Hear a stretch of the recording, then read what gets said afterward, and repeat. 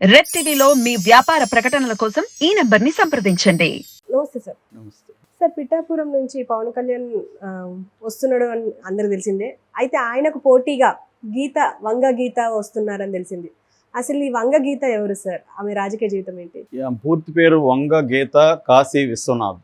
వంగ గీత విశ్వనాథ్ అని పిలుస్తారు, ఎందుకంటే వాళ్ళ హస్బెండ్ పేరు విశ్వనాథ్. సో మొన్న పవన్ కళ్యాణ్ మాట్లాడుతూ వంగ గీత గారు 2009లో ప్రజారాజ్యంతో రాజకీయాల్లోకి వచ్చారు, రాజకీయ ప్రవేశం చేశారు. ఆమెను తర్వాత గెలిచిన తర్వాత ఎన్నికలైనాక జనసేనలోకి ఆహ్వానిస్తున్నానని ఏదో మాట్లాడారు. అది నిజానికి చాలామందిని ఆశ్చర్యపరిచింది. ఎందుకంటే ఆమె 84 నుంచి రాజకీయాల్లో ఉంది. కనీసం 95లోనే ఆమె జడ్పీటీసీ చైర్పర్సన్. అలాంటి ఆమెను పట్టుకొని 2009లో ప్రజారాజ్యంతో రాజకీయాల్లోకి వచ్చా అంటే ఇతనికి ఇంత రాజకీయ అజ్ఞాన పవన్, తన ప్రత్యర్థి ఎప్పుడు రాజకీయాల్లోకి వచ్చారో కూడా తెలియకుండా ఉన్నాడా అనేది కూడా షాక్ అయ్యారు చాలామంది.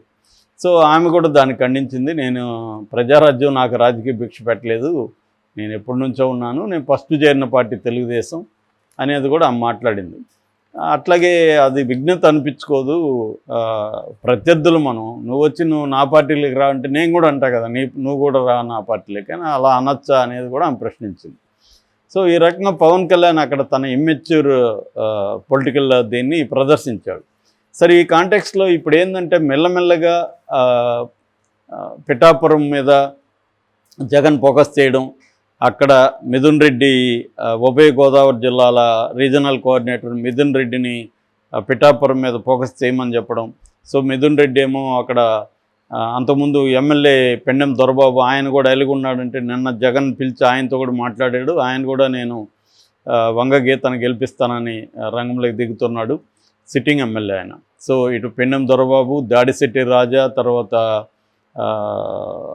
చంద్రశేఖర్, వీళ్ళందరూ కూడా అక్కడ రంగంలోకి దిగారు. ఒక్కొక్క మండలానికి ఒక్కొక్కరు ఇన్ఛార్జిగా దిగారు. మరోవైపు చాపు కింద నీరులాగా ముద్రగడ పద్మనాభం రంగంలోకి దిగి ఆయన ఎవరెవరు ఇంపార్టెంటు వాళ్ళతో మాట్లాడడం, కాపు నాయకులతో మాట్లాడడం, ఇవన్నీ చేస్తున్నాడు. ప్రధానంగా ఆ నియోజకవర్గం ఎంచుకోవడం వెనుక పవన్ కళ్యాణ్కి ఉన్నది ఏంటంటే అక్కడ కాపు ఓట్లు బలంగా ఉన్నాయి. అంటే మొత్తంగా 2,30,000 ఓట్ల వరకు అక్కడ ఉంటే అందులో కాపు ఓట్లు 90,000-95,000 ఓట్లు అక్కడ ఉన్నాయి.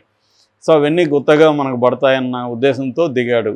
కానీ ఇప్పుడు పవన్ కళ్యాణ్కి రకరకాల యాంగిల్స్లో నుంచి చెమట్లు పట్టిస్తున్నారు. ఒకరేమో వర్మ, తెలుగుదేశంలో గతంలో 2014లో రెబల్గా నిలబడి గెలిచాడు. 2019లో తెలుగుదేశం తరఫున పెండెం దొరబాబు చేతిలో ఓడిపోయాడు.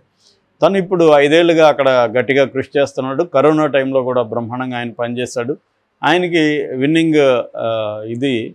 విన్నబిలిటీ బలంగా ఉంది, విన్నింగ్ అవకాశాలు బలంగా ఉన్నాయి. సో ఆయన హర్ట్ అయ్యాడు. మళ్ళీ ఏదో చంద్రబాబు పిలిచాడు, మాట్లాడాడు. ఈ లోపల పవన్ కళ్యాణ్ ఒక పనికిమాలిన స్టేట్మెంట్ ఇచ్చాడు. అదేంటంటే నేను కాకినాడ నుంచి పోటీ చేస్తే ఉదయ్ శ్రీనివాస్ ఏమో పిఠాపురం వెళ్తాడు, లేకపోతే ఉదయ్ శ్రీనివాస్ కాకినాడలో ఉండి నేను పిఠాపురంలో ఉంటాను, ఇలాంటిది ఒకటి ఇచ్చాడు. అది కూడా అమిత్ షా సూచన మేరకని. దాంతో మళ్ళీ వర్మ ఇంకొక స్టేట్మెంట్ ఇచ్చాడు, ఉదయ్ గాని ఇక్కడికి వస్తే నేను మాత్రం పోటీ చేస్తానని. సో ఒక కన్ఫ్యూజన్ ఉంది. ఈ కన్ఫ్యూజ్డ్ వాతావరణం వల్ల కూడా పవన్కి వ్యతిరేకంగా పరిస్థితులు ఉన్నాయి. అయితే ఈ కాంటెక్స్లో పవన్ కళ్యాణ్ని గట్టిగా పోటీ ఇస్తున్న ఈ వంగగీత ఎవరు అని అందరూ కూడా గూగుల్ సెర్చ్ అవి చేస్తున్నారు. ఎక్కడ కూడా గూగుల్లో డీటెయిల్గా లేదు ఆమె మీద. ఈవెన్ వికీపీడియా ఎంట్రీ కూడా అంత డీటెయిల్గా లేదు. అసలు ఎవరు వంగగీత ఏమని అన్నప్పుడు యాక్చువల్గా ఈమె 60 ఏళ్ళు ఇప్పుడు ఈమెకు.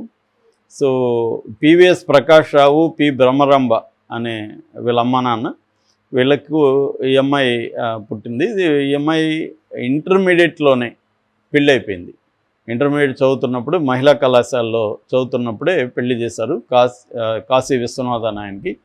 అయితే ఇక్కడ చాలాసార్లు అంటుంటారు విమెన్కి సక్సెస్కి వెనక ఒక మగవాడు ఉంటాడని.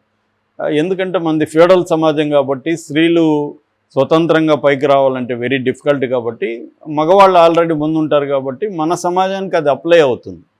ఎవరో ఒకరు మగవాళ్ళు హెల్ప్ చేయకపోతే స్త్రీలు పైకి రావడం కష్టం. అట్లీస్ట్ ఒక జనరేషన్, ఆ నెక్స్ట్ జనరేషన్ రావచ్చు. సో అలాగా ఈ విషయంలో అది 100% కరెక్ట్ అనమాట. సో ఈ పెళ్ళి అయినప్పుడు ఇంటర్మీడియట్ కాబట్టి మామూలుగా అయితే చాలామందిని మనం చూస్తాం పెళ్లి కాగానే ఎడ్యుకేషన్ ఆపేస్తారు. వాళ్ళ అమ్మ కూడా అలాగే అనిందంట, పెళ్ళి అయిపోయింది కదమ్మా ఇంకెందుకు నువ్వు అని. కానీ వాళ్ళ నాన్న ఏమన్నాడంటే ఇది మనం డిసైడ్ చేయాల్సింది కాదు, ఆల్రెడీ పెళ్ళి అయినాక వాళ్ళ హస్బెండ్ డిసైడ్ చేస్తాడు అని చెప్పారంట. కానీ హస్బెండ్కి ఏంటంటే ముందు నుంచి కూడా అంతకుముందే 83 నుంచే వీళ్ళ హస్బెండ్ స్టూడెంట్ పాలిటిక్స్లో యాక్టివ్గా తిరిగేవాడంట రాజకీయాల్లో. అప్పట్లో 80s 90s వరకు కూడా, అంటే ప్రైవేట్ ఎడ్యుకేషన్ ఇన్స్టిట్యూట్స్ పెరిగే వరకు కూడా స్టూడెంట్ మూమెంట్కి మెయిన్ స్ట్రీమ్ పాలిటిక్స్ మధ్య చాలా దగ్గర సంబంధం ఉండేది. చాలామంది లీడర్లు స్టూడెంట్ మూమెంట్ నుంచే వచ్చేవాళ్ళు. మనకు శివ లాంటి సినిమాలు కూడా అవి చెప్పాయి. సో అలాగా ఈయన స్టూడెంట్ మూమెంట్లో ఉండేవాడు. ఈమె కూడా 84లో ఇంటర్మీడియట్లో నుంచి కూడా ఆమె యాక్టివ్గా స్టూడెంట్ మూమెంట్లో ఉండేది. క్లాస్ లీడరు, అలా కాలేజీ లీడరు అలాగా ఉండేదన్నమాట డైనమిక్గా. దానికి కారణం ఈమె ఏం చెప్తారంటే ఒక ఇంటర్వ్యూలో వీళ్ళ తాత, అమ్మ తరపున తాత ఫ్రీడమ్ ఫైటర్ అంట. సో అందువల్ల కూడా కొంత ఆ తాత ఇన్ఫ్లుయెన్స్ నా మీద ఉంది, రాజకీయాల్లో ఉండాలి, సర్వీస్ చేయాలి అన్నది నాకు చిన్నప్పటి నుంచి కూడా 5వ క్లాసులో అప్పటి నుంచి కూడా మనం సర్వీస్ చేయాలి అన్న ఒక దృక్పథం ఉండేది, అది పనిచేసింది అని చెప్పుకుంది. సో వీళ్ళ హస్బెండ్ ఈమెను ప్రోత్సహించాడు, నువ్వు చదువు, కాలేజ్ చదువు అని చెప్పి మళ్ళీ డిగ్రీ చేర్పించారు. డిగ్రీ చదివింది. డిగ్రీ చదివినాక 3 MAలు చేసింది ఈమె. MA political science, MA administration, MA sociology. అది కాకుండా డిప్లొమా సైకాలజీ. ఇవన్నీ అయినాక కూడా ఆయన లేదు మనం లా చేయితే బాగుంటుంది నువ్వు అని చెప్పి లాలో ఆంధ్ర యూనివర్సిటీలో లాలో చేర్పించాడు. ఆ తర్వాత నాగపూర్ యూనివర్సిటీలో మాస్టర్స్ ఇన్ లా చేసింది. సో ఇలాగా ఈమె ఒక హైలీ ఎడ్యుకేటెడ్గా రావడానికి ప్రధాన కారణం ఆయన. అలాగే రాజకీయాలకు కూడా ఆయన తీసుకొచ్చాడు. సో ఈమెకి ఇంట్రెస్ట్ ఉంది కాబట్టి ప్రోత్సహించాడు అన్నమాట. అలాగా ఈమె 89లో తెలుగుదేశంలో జాయిన్ అయ్యారు.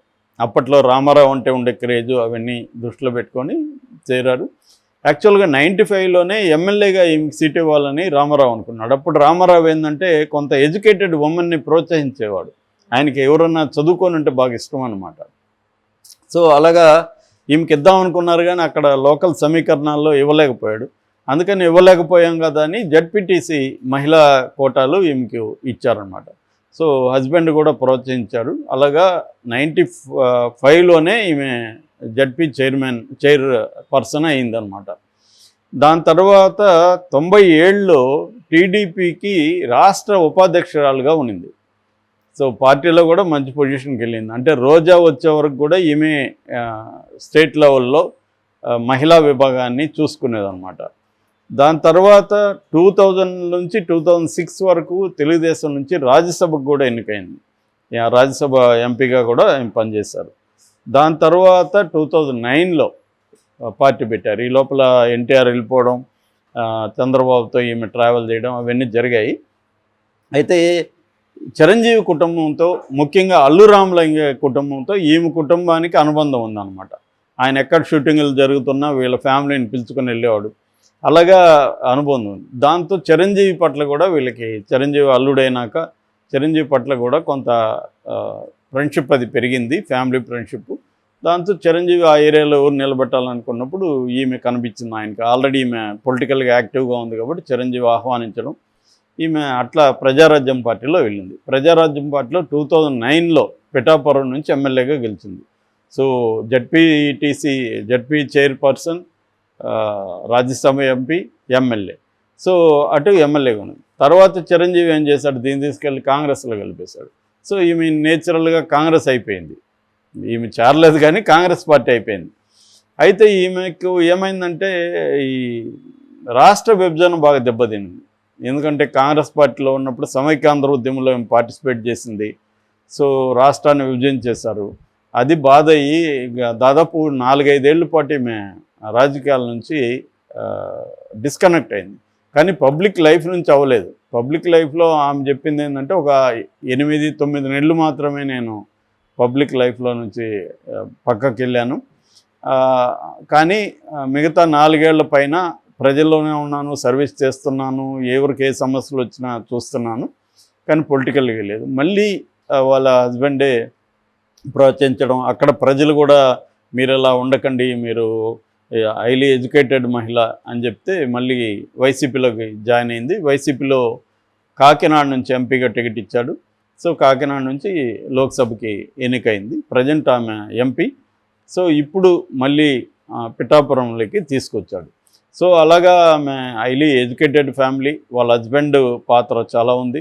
అయితే ఆయనలో ఇంకొక మంచి గుణం కూడా ఆమె ఏం చెప్తుందంటే, మామూలుగా స్త్రీలు రాజకీయాల్లోకి వచ్చినా కూడా ముఖ్యంగా కింది స్థాయిలో 50% వరకు రిజర్వేషన్ ఉండడం వల్ల స్త్రీలు ఎక్కువ వస్తున్నారు. వచ్చినా కూడా వాళ్ళ హస్బెండ్సే డీల్ చేస్తుంటాడు. పేరుకి ఈమె సర్పంచ్ కానీ హస్బెండు, అన్నం, తమ్ముడు, నాన్న వీళ్ళే డీల్ చేస్తుంటారు మొత్తం. అందరికి కూడా అర్థమైపోతుంది పేరుకి ఆమెలే రిజర్వేషన్ ఉంది కాబట్టి ఆమెకి ఇచ్చారు అని.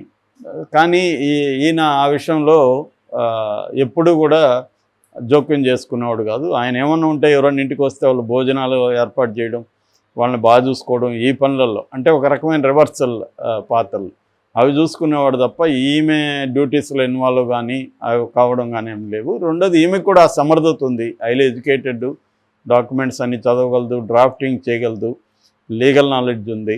అందువల్ల రాజకీయాల్లో నేను రాణిస్తున్నాను అనేది చెప్తున్నారు. పైగా ఆమెకు ఒక సౌమ్యరాలు, వివాద రహితురాలు అన్న పేరు కూడా ఉంది. ఎక్కడ వివాదాల్లోకి ఇప్పటివరకు వెళ్ళలేదు. కాబట్టి రెండోది ఆమె స్థానికురాలు.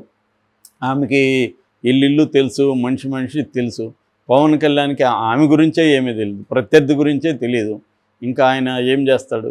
ఏదన్నా ఉండి పవన్ కళ్యాణ్ మనం 2 సార్లు పాపం ఓడించారు కదా అనే సింపతితో ఏమైనా గెలిపించాలి తప్ప జనం మామూలుగా అయితే గెలిచినా కూడా ఆయన లోకల్గా అందుబాటులో ఉండడన్న ఒక భయం కూడా అక్కడ ఉంది. వర్మ రోల్ కూడా ఉంటుంది అక్కడ. సో ఏదేమైనా టఫ్ ఫైట్ తప్ప అంత ఈజీ విన్ అయితే పవన్ కళ్యాణ్కి రాదు. ఈమె వంగగీతకి ఆమె ఎప్పటి నుంచో రాజకీయాల్లో ఉంది కాబట్టి పట్టు అయితే బలంగా ఉంది. రెండోది జగన్ కూడా పెద్ద ఎత్తున మోహరిస్తున్నాడు. అందుకనే పవన్ కళ్యాణ్ భయపడి కాకినాడకి వెళ్ళిపోదాం, ఎంపీకి వెళ్ళిపోదాం అన్న ఆలోచనలో కూడా ఉన్నాడని చెప్తున్నారు. ఏం జరుగుతుందనేది చూడాలి.